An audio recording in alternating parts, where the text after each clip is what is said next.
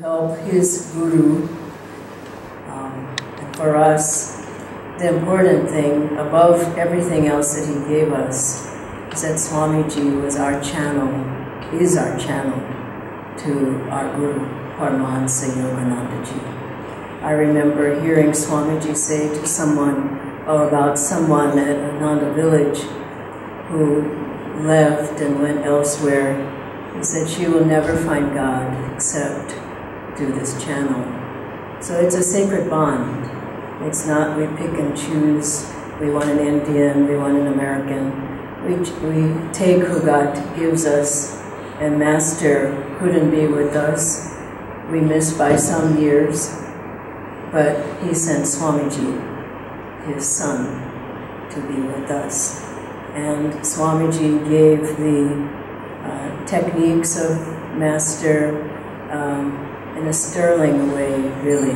I don't know how you can give them anymore. Magnetically, energetically, enthusiastically, joyfully. I remember once he asked me in passing, Dhyana, do you energize? And luckily this was years back. And honestly, yeah, I had to be honest, I said, not much, sir. And he said, oh, you must. You just must. And I, from then, took it upon myself to energize every day, which I request all of you who haven't been doing that too. Swamiji would sit with us for hours and hours talking about Kriya. I remember a time when we had our first Kriya Bond retreat in America at Ananda village, and Swamiji, he gave the Kriya, gave the first Kriya, gave the higher Kriyas, he gave Kriya reviews, he checked people's Kriyas, he had questions and answers, he read quotes on Kriya, and with the questions and answers he said, I'm going to sit here until there's not any more questions, and I'm going to answer all of your questions. He was completely 100% behind us in giving the techniques. He was 100% behind us, more than that, in giving the teachings in all the various ways that he did, the books and the lectures. I'll go more into that later, but he gave the teachings in a joyful way. He said that Master was a bliss avatar. He wasn't lonely and alone and sad and moody, and he said the path to God, as Rima beautifully read, is Satchidananda. And Swamiji exuded bliss all the time. If your face is hanging down, your eyes are drooping, you need to rethink it, because this is a path of deep joy. And it comes from inside, it comes from meditation. Swamiji showed how to live in this world that's crazy. It's not our world, but we're here visiting, we're traveling through. He taught how to live centeredly, clearly, joyfully, enthusiastically, magnetically, selflessly, and he showed a life of a yogi in the cities. And there are not many people who have demonstrated that, how you can live in joy no matter where you are. And Swamiji also showed deep friendship. Everyone, I think many of you who knew him, and certainly I think practically everybody in all the colonies, felt Swamiji was their best friend. Everyone, Swamiji's my best friend, Swamiji's my best friend, Swamiji's my best friend. And he just was always supportive, and is, to everyone. He wouldn't support you in your delusions. He would help you through them. He talked of a person some years back who, I think the person was kind of in a mood or depressed, something had happened. And so they came to see Swamiji and to talk with him, and Swamiji noticed that the person had been drinking and not apple juice. So the person had been drinking. It was kind of, you know, because they were depressed, they were kind of reeling, and Swamiji had them in, he talked with them, and he just kept trying to uplift the person, and then he said later he heard the person bumping around and stumbling out in the back garden trying to leave, but he never said anything. He just tried to continue to help the person. I suppose he was a true friend, not just to the people who he knew, but in the streets, everywhere. People would stop and touch his feet. We'd go to the Metropolitan Mall right behind us, and I still go and meet the people who he knew there, but everyone knew it was Swami Kriyanandaji, you know, in the eyeglass store, in the barista, all the places over at Moe's, he would go and buy things, but he went because the people became his friends, and he went to see his friends. He would go to Tonino's. He loved the Italian food there. Many of us went there with him those last months, and it was so sweet because I went back to all those places after the day of Swamiji's passing, or at least within those days, and because I felt Swamiji would want me to go and tell them. And the same day he passed, I went to Tonino's because I was going to Noida Center to give us, you know, the ceremony, and I came back through, and they all gathered round, and you could just tell how much they loved him and how much he loved them. And I went to you know, all the stores he went to, I went and told them that Swami Kriyanandaji has passed. And they were just so saddened, and so they had a dear friend in him, and he was universal.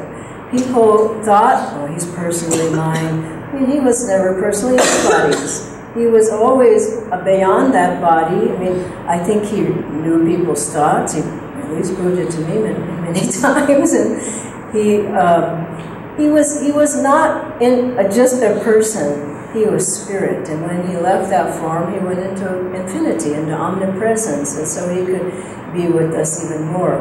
When Swamiji, as a child, his mother offered him to God. She said when he was in her womb that this child I give to God. So he was blessed from many incarnations, who knows how many, of carrying people's souls to God. And it's interesting because he came because Master came, and he was one of Master's children, his son. One of his sons, and he came to help Master's work. And Master, Swamiji said in their early days, I'll tell you more about that, but he said he would always try to tell people to go, you know, he's the one, Master, go to him. You know, when Master was alive, he would say, no, go. And he never took responsibility. He would say, no, you go. And Master said to him, you know, you have to take the responsibility. And so then Swamiji took his role or his job more seriously. But there's a beautiful story of Ramakrishna and his disciple Vivekananda. And Ramakrishna was in the realms, the astral realms, and he said to his disciple, who was, you know, very much younger than him then, he says, I'm going down. Are you coming along? And he said, I will come.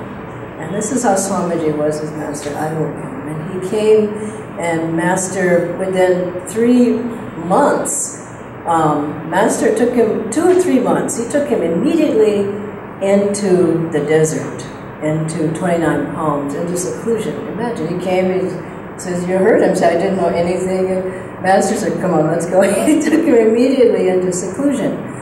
And Swamiji wasn't used to being in silence and seclusion, and so one time he was with Master and nobody was there, and it's just a Master, because he was used to talking, and he said to Master, well, how does he was trying to think of something to say, how does the Om sound, how does that sound? And Master, he didn't know how to talk.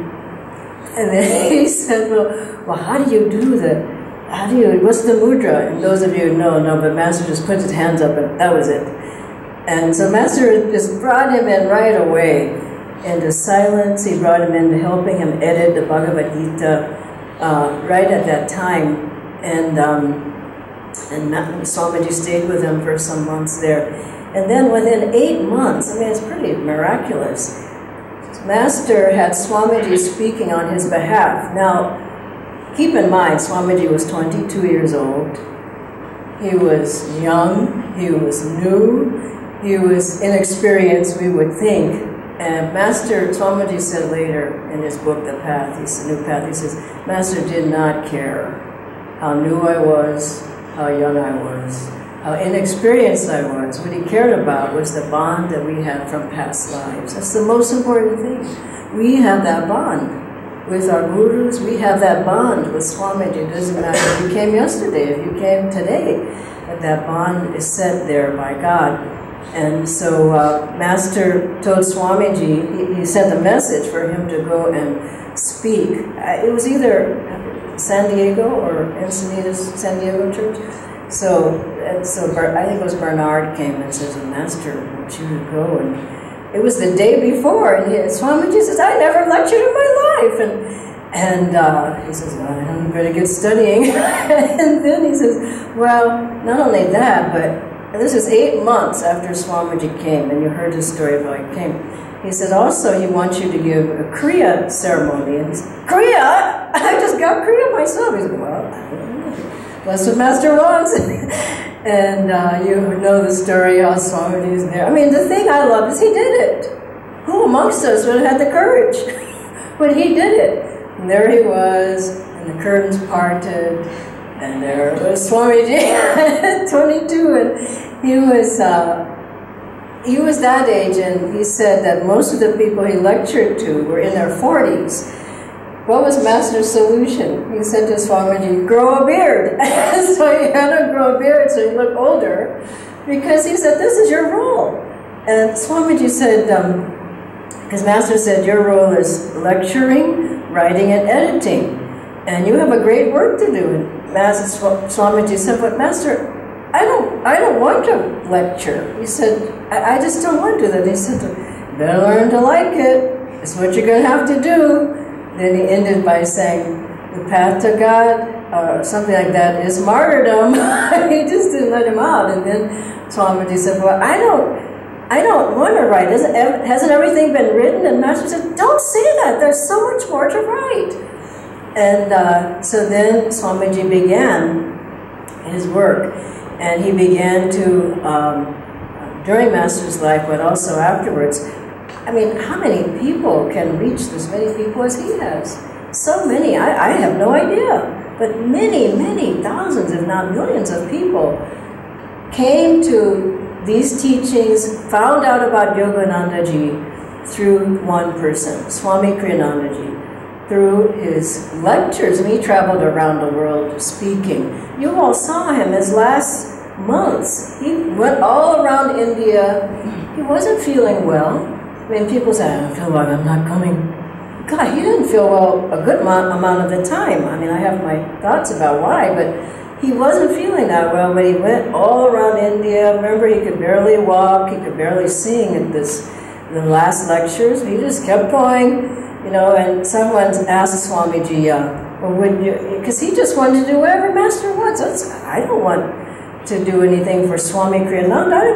Who is Swami Kriyananda? I want Master's thoughts, his vibrations, his ideas, whatever, whatever he wants me to do. And someone asked him about Italy. What did you like living in Italy? Because he lived there for some years. He says, I don't care what I like. I live in Harlem. Master wants me to live in Harlem. I live there. He just didn't care.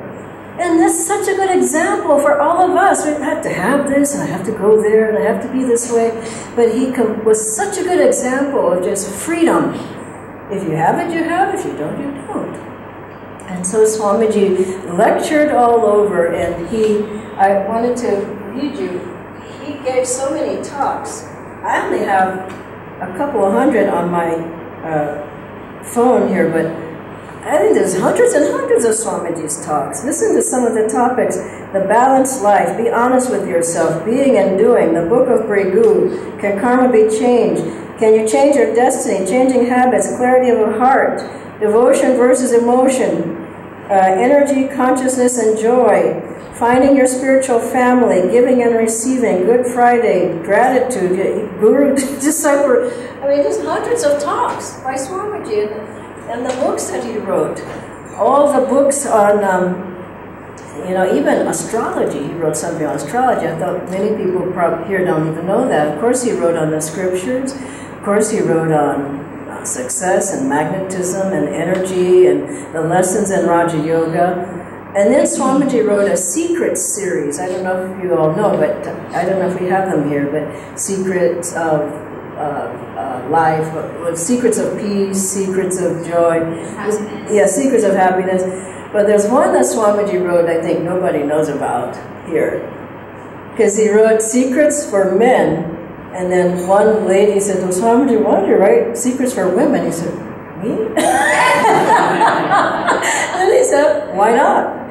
So he said, I had to go into the path of a woman to write that. He said, I didn't really like it very much. I was ready to come out. But he did it. And he wrote Secrets. He said there was just too many emotions going on. He wasn't used to emotional outbursts and reactions. And he said, I didn't like it very much. But he did it. So he wrote for so many different things that one, you know, can utilize in one's life. That he spoke, and then he wrote, and so many various things. He founded communities. Now, we talked about with Swamiji one time. Oh, then the music, of course. You heard some of the beautiful music today.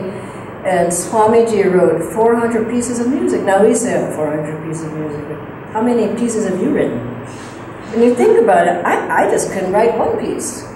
Maybe if I really tuned myself and had Master's grace and all. But, I mean, 400 songs? That's a lot of songs. And he said they were painless philosophy. Now, there are a lot of people who said they wrote music, and the early years of Ananda, I write because I want my voice, and I want people to know my song. And one man went to Swamiji and said, you know what I mean, I just have to write my music. And Swamiji said, I don't know what you mean. I don't have to write any music. It's whatever God wants. And so he said it was a way to serve Master. That's the only reason he wrote music. It's a way to serve Master. It's been a way to bring people onto the path. He wrote on the yoga postures. He said, it's a way, Master wanted me to do that, to bring that, which Bhajan is doing such a beautiful job. All the yoga teachers are here. But that's a way, opening for people to find God. And so it wasn't that he had the desire. He wanted to be a good disciple. What a beautiful goal for one's life. I want to be a good disciple. And what that means is volumes. That's not a little goal. And we were just talking about Swamiji once in Italy, and his, we had some gathering like this, and so 4 or 5 people were sharing on, you know, because he also wrote on education and various things. And so one person spoke on what Swamiji said on education, one person on the music, one person on the scriptures. There are people that were sharing what Swamiji's life and what he did and what he had written in communities. And Swamiji heard about that. He said, what is that? He said, that means nothing. He said it was there to do. I was glad Master could use me as a channel, but it wasn't me doing it. He said, all I want to be is Master's channel. Whatever he wants, that's what I want to be. He said, at the end of my life, I want to be known as a good disciple. And Master, a couple of days before Master's passing, Swamiji was with him alone, and Master said these beautiful words to him. He said, I'm very pleased with you. I want you to know that. And Swamiji said, just imagine. He just felt so uplifted. Master told him, I'm very pleased with you. I want you to know that. And so how can we please Swamiji? How can we please our gurus? How can we keep his presence alive in ourselves? I would say, think of the qualities that he exuded. Joy was one of them, completely centered. The clearest mind I ever came across. Super clear, crystal clarity, enthusiasm, depth, attunement, friendship, love, forgiveness, harmony. think of the qualities. And I would say, why don't we each take one? You decide. The one quality that Swamiji exuded that you want to bring into yourself, into your life. Think of it. Just reading about it, it's not gonna, maybe it's forgiveness. How do you forgive everyone? He never held a grudge against anyone, and I saw so many things, I went, wow, I would have been really mad about that. But he just, I remember one time he said to me about people who had really hurt him. And I said, oh, I just couldn't have taken that. Swamiji said, all I ever felt for them was love. And I said, Swamiji, that had to have been Master's grace. How could you have felt love? And he said, it was grace. So if we go in that way, that I'm ridding myself of this, I can only do so much, and I know God and Guru's grace will come. And the other thing is some way to help his work. It's so wonderful to see the choir here. You know, we started with 4. We started with a small group, and it's gotten bigger every week. It's a way to serve. Swamiji said, to get to know me, listen to my music. And if you can sing the music, all the better. I would say if you have even half a voice, talk to Amit. Get up in the choir and change yourself through the vibration of Swamiji's music. It's all attuned to Om. And I think of he would love this, you know, that we have a choir in Gurgaon. I mean, that's huge news. We have a healing Sangha. That's huge news. We didn't have that before. We have yoga teacher training. That's big. We have meditation teacher training. That's big. We have people coming, serving, setting up the altars, serving in the office, bringing the prasad, all the different things, taking the pictures. I grabbed Nidhi as soon as she came and started taking pictures. No, this is what he wanted. And Swamiji came to India the last 10 years of his life. You have to know it. 2003 to 2013 is passing time. And he gave his last energy to give Master's work started here in India. And when he left, I want you to know he was pleased with all of you. And before that, he was saying, I don't know what's going to happen here in India. But when he left, because so many people had started coming and taking responsibility, when Swamiji left, he said, this is fine. He was pleased. And I know he was pleased. All of you who knew him, all of you who didn't know him, he was still pleased with you as well. And I was thinking that Swamiji came because Master, you know, he had been in Europe, he had been in America, Swamiji, but then he came to India when he was 78 years old. I mean, you don't start a work typically at that age, but I remember he said, I'm going to India, Master wants me in India, let's go.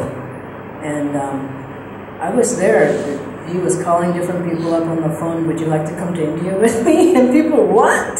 How about in 2 weeks? So people start dropping things and just coming with Swamiji.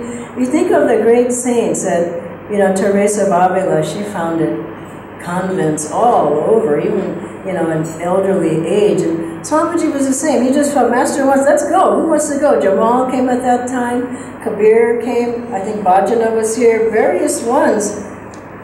Cecilia, Vivek came just a little bit later. Various people came at the very start. I came about a year after. But it was like, this is happening. And he was just so happy. We're going to Master's home. And we were coming. He was coming with whoever we could get to come with him. At a certain point, there were 40 people from Europe and America. And Swamiji was putting out this big aura to draw Master's Indian disciples. He drew the American ones, European, then he said, now let's go find Master's children. And he put out this big energy, television, and we'd go out, remember Jamal, we'd go out all the cities, just travel around and teach, and he was so happy he could reach them. And that was the culmination of his life, was when he came to India. He had an Indian heart. You have to know that. He said, in America, I can say so much in my classes. In Italy, I can say more. In India, I can say everything. He could teach everything in India. And he really loved it. And his heart was, his bhav was master and Babaji and Lahiri Mahasaya. He was here and he drew everybody. And for us now, Swamiji, and we're his children, and that's an important role that we too have to say, now we go forth with education, we'll go forth with the choir, we'll go forth with your teachings, we'll go forth with Yoga Swamiji, we'll go forth with teaching meditation, we'll get the meditation groups going like what Nikki and Landry have and various ones. We'll do it, Swamiji, you know. He's saying, who will stand with me now? And each of us is to make our own commitment. I'll do the boutique, I'll do this. And every part of it counts. And the last thing I'll share is when Swamiji, a couple of years before, a few years before he left his body, I asked him in a group like this if he could still help us after his passing, like he was helping us now. And he was, he was pensive. It wasn't like he gave a quick answer. He said, I really hope so. And I meditated on that, and I finally understood what he meant. He meant, I'll surely be there. Can you tune in enough so that I can reach you, and I can help you, and I can keep guiding you. And so for all of us to listen to his talks and read his books and be in satsang and get into the classes and whatever, just think, Swamiji is trying to lift us all up to go to where he is. Wouldn't you like to go there?